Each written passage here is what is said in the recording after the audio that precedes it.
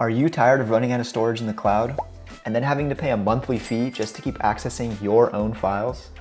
Honestly, something just doesn't feel right about dumping all that data into the hands of these big companies and then pretty much paying rent for storage that you don't actually own. Well, I've decided to stop paying and put the data back in my own hands by setting up this Pi 5 with Nextcloud and Tailscale, turning it into my own private cloud storage that syncs data across all my devices. And just like OneDrive or iCloud Drive, it integrates directly into the file system of any device. And if you like to use your browser instead, it's got a nice dashboard for that too. The best part is, with this setup, you can access your files anywhere you go with 0 subscriptions. In this video, I'll be taking you through the entire setup from start to finish, so no more waiting, let's get right into it. To start, here's everything you're gonna need for the setup. Of course, a Raspberry Pi 5. I recommend getting at least the 4GB model. I'll be pairing it here with an active cooling fan for ideal performance. We'll also need a micro SD card for the initial setup, but for our real storage, we'll be using an M.2 NVMe. This is one I just had lying around, but I've linked some compatible options in the description. Then we'll need a Pi 5 NVMe hat that's gonna let us connect our NVMe up to the Pi.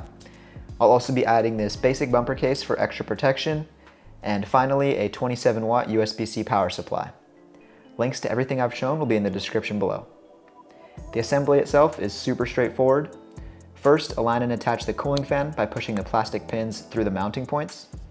Then put the bumper case on if you have it. Use the provided standoffs and screws to mount the NVMe hat.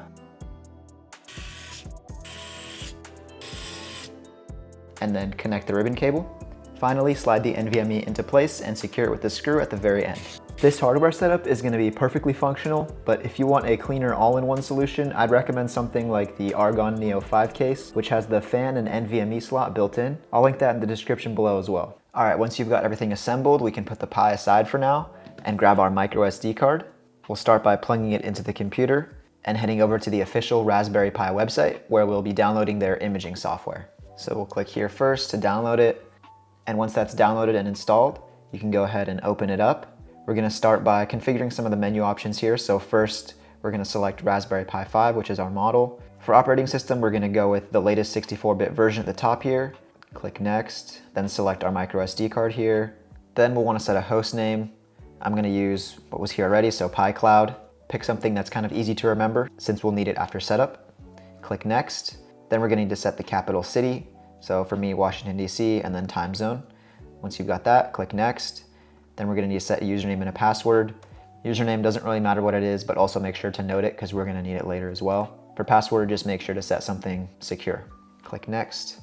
Then we're gonna need to set the Wi-Fi. So for my home network, I'll just enter the password in here. Make sure that Enable SSH is on because that's how we're gonna be connecting to the Pi. And we can leave Raspberry Pi Connect off. And that should be all the options here. So we're gonna click right.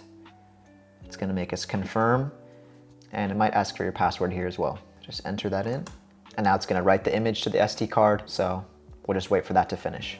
All right, now once that finishes, you're gonna see this screen here. We can go ahead and press finish. And now we can safely remove our micro SD card from our computer and plug it into the Pi. Then we can take our USB-C power cable and plug that into the Pi as well. And we'll give it a couple minutes to get booted up. All right, now after a couple minutes have gone by, we're gonna try remotely connecting to the Pi via SSH.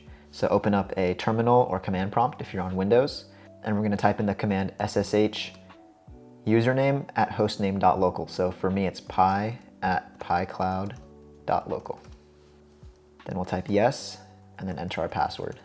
And we should be connected, awesome. So right now the Pi is running off of the micro SD card here, but we really wanna be running off of this NVMe here. So our first goal is gonna be to clone the entire system from the micro SD card onto the NVMe, which is actually way simpler than it sounds. And before we do that, we're gonna need to run one quick command to kind of prep the system. I have it in this text file here that I'm gonna copy, but I'm also gonna have it down in the description so that you can just copy and paste it as well. But we're gonna take it, copy here, and paste it. This command is basically just changing a memory setting that's gonna give us full compatibility with Nextcloud. So now that we run that, we can get on to the cloning process. For that, we're gonna be using a really convenient tool called RPI Clone, and specifically a version published by Jeff Geerling. So first we'll head to the website here, which I'll also link below. Then we're gonna copy this command here at the top, head back to our terminal, and paste it in. And once that's installed, we can run the clone command sudo rpi-clone nvme 0 and 1 and hit enter. Then it's going to go through the cloning process, which is just going to take a minute or two. When we see this message here, we can hit enter. And now everything that was on the micro SD card should be copied onto the NVMe. But before we reboot and test, we're actually going to change the boot order on the Pi just to be sure. And to do that, we're going to go to the configuration settings. We can get to that by using the command sudo raspi-config. Then we'll go down to number 6, advanced options, A4 boot order, and then we're going to go to B2 so that it prefers the NVMe drive. Now the NVMe is our default boot device. We're going to click OK, finish, and I'm actually going to select no on the reboot now. And instead what I'm going to do is I'm just going to manually unplug the Pi here, and that's because I'm actually going to take out the micro SD card completely since we're not really going to be needing that anymore. So we can put that to the side and then give it power again. And again, we're just going to give it a minute or two to boot back up. All right, now we can connect back to the Pi with the same command from before, the SSH username at hostname.local.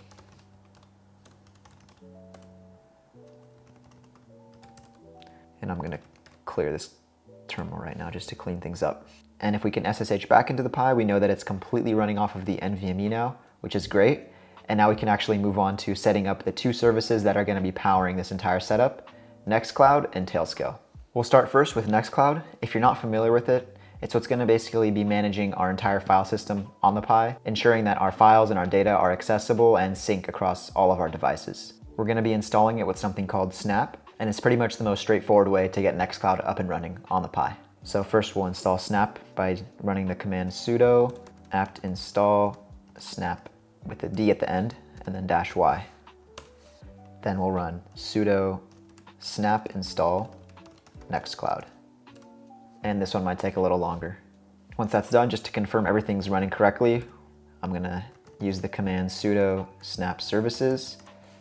And yeah, everything that is necessary here looks like it's running, so we're good to go. Now that Nextcloud's up and running, we can access and initialize the web dashboard by going to our Pi's IP address. So I don't know the IP address of my Pi, so I'm gonna type the command ifconfig, then look for the WLAN 0 section and copy this first IP address here. Open up a new tab in your browser and paste that IP address in. Here it's gonna ask us to set up an administrator account name and password. Just make sure to set a secure password since all your data is gonna be living within this account. And now we'll just wait for it to install and initialize. It might seem like it's frozen or something, but it takes a minute or two. So I'll save that, skip. So this is the web dashboard I was talking about at the beginning, which will allow us to manage our files through our browser. And I'm not gonna do anything on here just yet, so more on this later. Right now, we're gonna move on to setting up and installing Tailscale. So if you're not familiar, Tailscale is basically a VPN, and it's what's gonna give us access to the Pi from anywhere around the world. So to get started with Tailscale, we're gonna go to their website and go to the download section for Linux. You can see that they have a bunch of different platforms here, but we're gonna copy the command here, go back to our terminal and paste it in. Now we can run the command shown here, sudo tailscale up, and it's gonna ask us to authenticate. So we'll copy this link here, head to our browser. So there's a bunch of ways you can sign in. I'm gonna use GitHub and then press connect. Now we can visit the console and you can see here that PiCloud shows up on my account. I've also got some other devices set up, which we'll get to in just a bit. So at this point, we're really close to getting everything fully set up. There's just a final set of commands that we're gonna need to run here so that Nextcloud runs seamlessly alongside Tailscale. These are a bit long, so I'll have them also down in the description below for you to copy and paste. But these commands are what's gonna kind of bridge the gap between Nextcloud and Tailscale, making sure that they trust each other and that there's a secure connection. So first we're gonna copy these first 2 commands here. Then the next set here, you'll see this your Tailscale DNS name, so you're gonna need to replace that with your own Tailscale DNS name, and where you find that is on your Tailscale dashboard where your Pi is. Click this little arrow here and then copy this address right here. So the .ts.net address. And we're gonna replace this section with that address. Hit enter.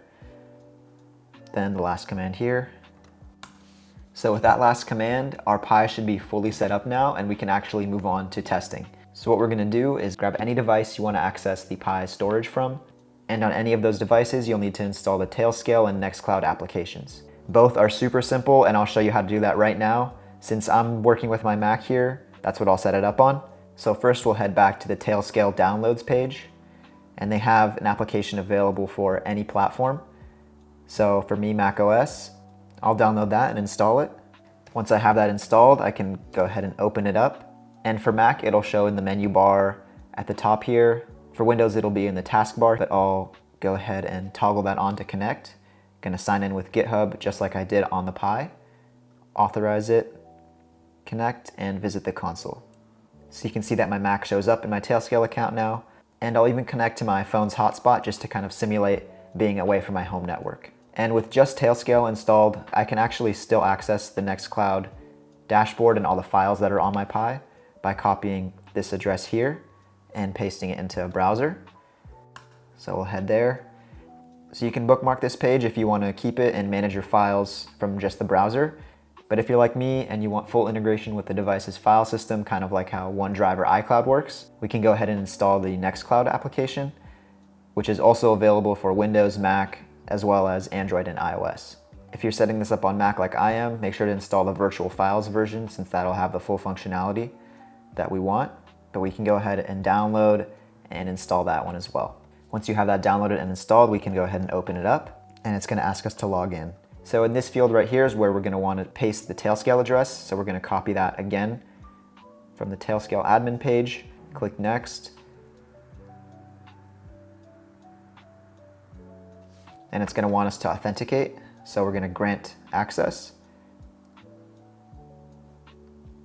Now we should be connected, we can close the window. Once we're logged in, it should show you this landing page here. But what we really care about is how it integrates with the file system. So we can go ahead and open up the Finder or File Explorer, and you should see this little icon here, Nextcloud. This is actually all the files that the Pi currently has in it. So these are all just default from Nextcloud, but for example, if we wanted to check out this intro MP4, we can download it like we would from like iCloud Drive or OneDrive and view it. So yeah, this gives us access to download, upload, delete, whatever you want with all your files that are on your Pi. And just to show you that this does sync across different devices, I just mirrored my phone here. I've got Tailscale set up and connected, and I've downloaded the Nextcloud app, which I'll log into using that ts.net address.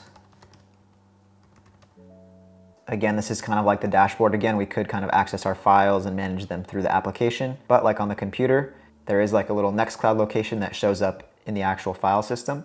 So we can go to that, and again, those are all of our files. And let's just pretend that I wanted to make a copy of this PDF here. You can see that it's syncing it, uploading it, and you can see that it shows up on the iPhone. So it seems like everything's working, everything's syncing across my different devices, whether I'm on my home network or not. And that pretty much wraps it up. It feels good to actually own my data with no subscriptions and still have all the cloud storage functionality. As always, thank you for watching and consider subscribing if you haven't already. I've got more on the way, so I'll see you in the next one.